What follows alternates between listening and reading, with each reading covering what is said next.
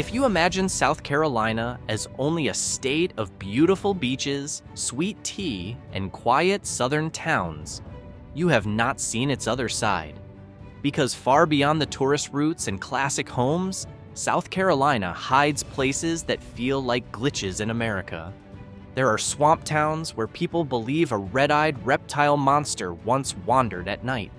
There are isolated communities with cultures so distinct they feel like worlds of their own. Some places look like 1950s. America was simply left behind. Others feel too old, filled with Civil War history, ghost legends, hidden cemeteries, and a thick Southern Gothic atmosphere. Yemassee may be the most, what is this place? Town in South Carolina. Even its name sounds mysterious. Taken from the Yemassee people who once lived in this region before brutal colonial conflict in the early 1700s. This small, low-country town sits among swamps, forests, rail lines, and quiet highways, and almost its entire atmosphere feels like the setting of a Southern American thriller. Yemassee's weirdness comes from its mix of isolation, old history, and an almost surreal mood. Its small roads often look empty, swamp fog can appear in the morning, and many old buildings around town make it feel as if time moves more slowly here. On top of that, the area around Yemassee sits close to the swamps and coastal rivers of South Carolina, places long tied to folklore, local legends, and a strong Southern Gothic feeling.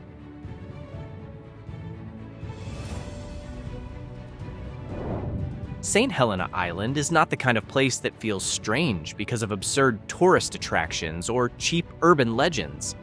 Its weirdness runs much deeper, and that is exactly what makes this small low-country island feel so different from modern America. Once you enter the area, the atmosphere changes immediately. Narrow roads pass through marshes and old oak trees covered in Spanish moss.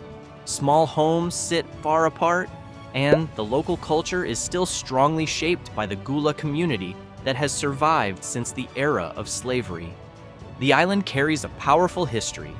After the American Civil War, many formerly enslaved people in the Sea Islands stayed and preserved language, food, music, and West African traditions that rarely survived this strongly in the United States. That is why the atmosphere feels both unique and haunting.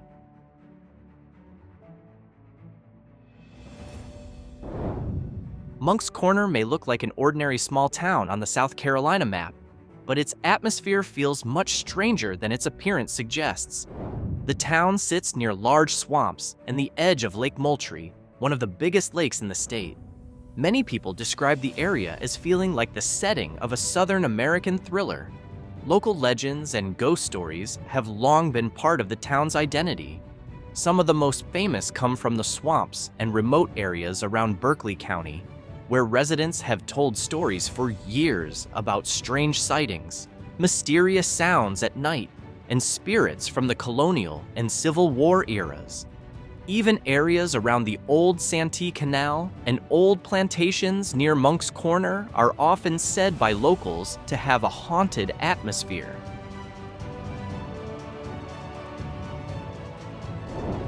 Bishopville is one of the most famous small towns in South Carolina for a truly strange reason: a reptilian swamp monster known as the Lizard Man. In the late 1980s, the town suddenly went nationally viral after several residents claimed they saw a green-scaled humanoid creature with glowing red eyes wandering near Scapore Swamp, a remote wetland on the edge of town. And strangely, Bishopville has fully embraced the legend. The small town sells Lizard Man-themed merchandise, uses the story as part of its tourism identity, and sometimes even holds local cryptid-themed events. That gives the place a unique atmosphere, because on one hand, Bishopville is just an ordinary southern small town with quiet roads and old buildings. But on the other, the whole town seems to live alongside a swamp monster legend that has never fully disappeared from local culture.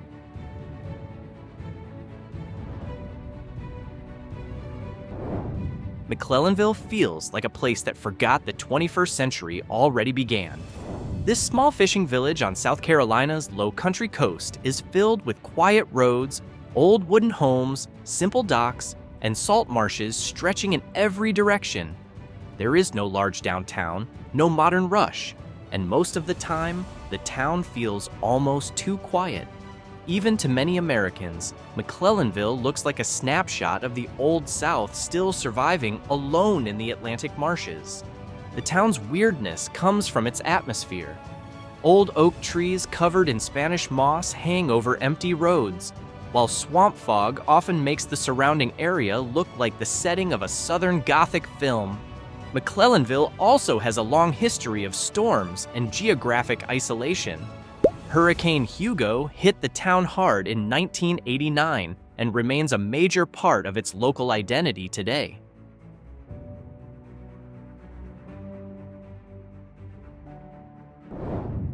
Beaufort is often called one of the prettiest small towns in South Carolina, but behind its antebellum homes and beautiful coastal streets, the city also carries a slightly haunting aura. This old low-country town is filled with pre-Civil War mansions, centuries-old churches, old cemeteries hidden beneath giant oak trees, and quiet alleyways that at night feel like a Southern Gothic movie set. It is no surprise Beaufort has been used many times as a filming location for mystery and Southern drama stories. Unlike modern beach towns that are busy and full of entertainment, Beaufort moves at a much slower rhythm. Its historic downtown still preserves a 19th century atmosphere, while the surrounding marshes and rivers create a foggy mood that makes the town feel both beautiful and eerie. Many local tours even focus on ghost stories because haunted legends have become a major part of Beaufort's identity.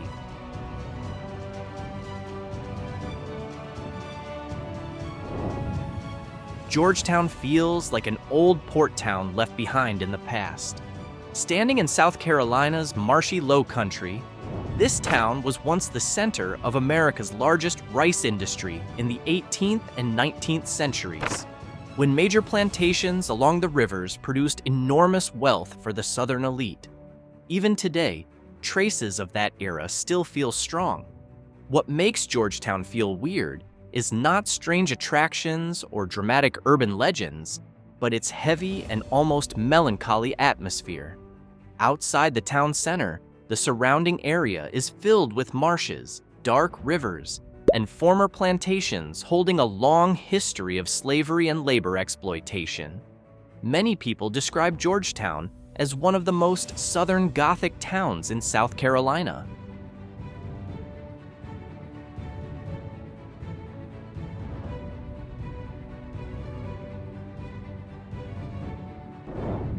Even the name sounds like a fictional place from an American novel, Traveler's Rest. This small town at the foot of the Blue Ridge Mountains originally served as a stopping point for 18th century travelers making the long journey between Charleston and the Appalachian Mountains. Unlike the Southern Gothic swamp towns of the Low Country, Traveler's Rest has a more relaxed, artsy, and eccentric Appalachian vibe. What makes its local culture feel unique is the mix of old-school Southern mountain culture with a wave of young creative newcomers who have turned the town into a kind of hidden hipster mountain town in South Carolina. So on one side, there is still a traditional Southern town atmosphere, but on the other, there is indie live music, organic farmers markets, and an arts community that feels unusual for a town this small.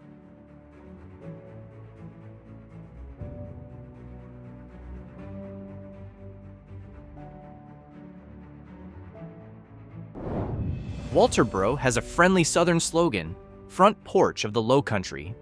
But behind that warm nickname, the town also has a strong atmosphere of swamps and Southern decay.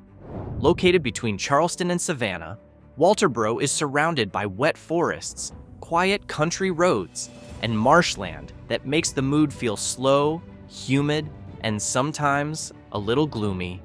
The town is known as the antique capital of the Low Country, but those rows of antique shops, old signs, and aging buildings are exactly what make it feel like a snapshot of the American South from decades ago. Many parts of town look like they have barely changed since the old highway era, before modern interstates redirected major travel away from small downtowns like this one.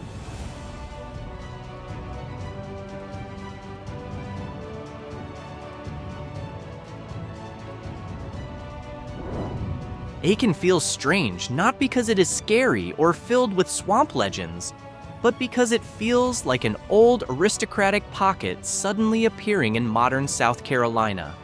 Since the late 19th century, Aiken developed as a winter retreat for extremely wealthy families from New York and the American Northeast.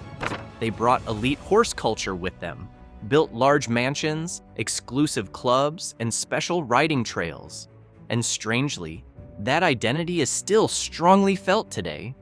In many parts of the city, the atmosphere feels more like an old money southern retreat than an ordinary small town.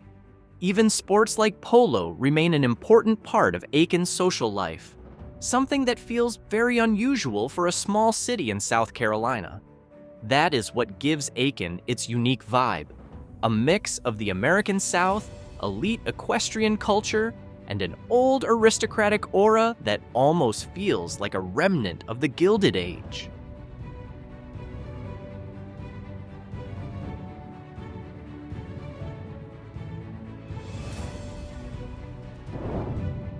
Gaffney may be one of the most visually absurd towns in all of South Carolina, all because of one giant peach.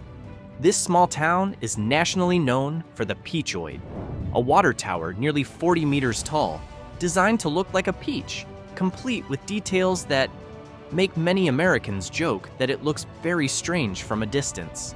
The water tower even appeared in the series House of Cards.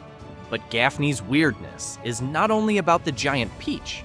The town sits in a former textile region of South Carolina that suffered major economic decline after many factories closed or moved overseas. As a result, some parts of Gaffney feel like a mix between a classic southern small town and an old manufacturing town slowly losing its glory.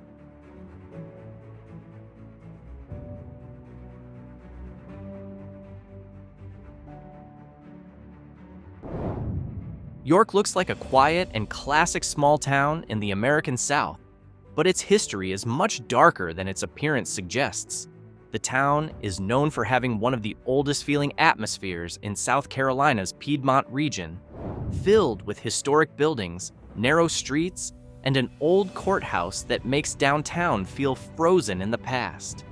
But behind its peaceful mood, York has a long reputation for ghost stories, old public executions, and local legends still discussed by residents today. One reason York feels weird is that its historical atmosphere is extremely strong. Stories of sightings in old buildings and around the courthouse have also become part of local folklore. On top of that, the town has a conflict-filled history from the American Revolutionary War through the Civil War, making many corners of York feel like they still carry shadows of the past.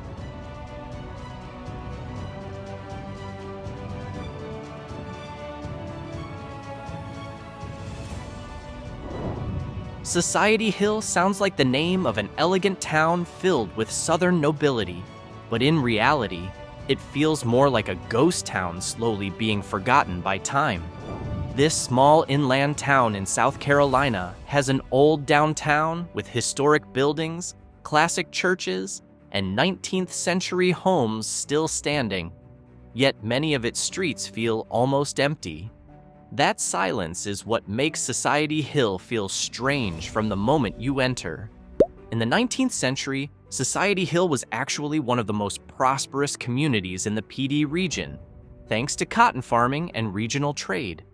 But like many other southern small towns, that glory slowly disappeared after economic changes and the decline of local industry.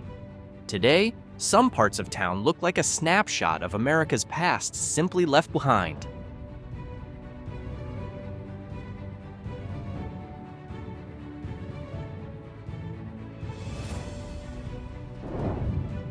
Pendleton has one of the most unique atmospheres in South Carolina. because this small town feels like a mix of an old colonial town, a southern college community, and a living museum of 19th century America. Its history is very old for inland South Carolina. Pendleton grew in the late 1700s as a trade center and elite agricultural community, and many of its original buildings still survive today. What makes the atmosphere unique is how strongly the town preserves its old southern character, from the classic village green and old churches to antebellum homes still standing beneath massive oak trees.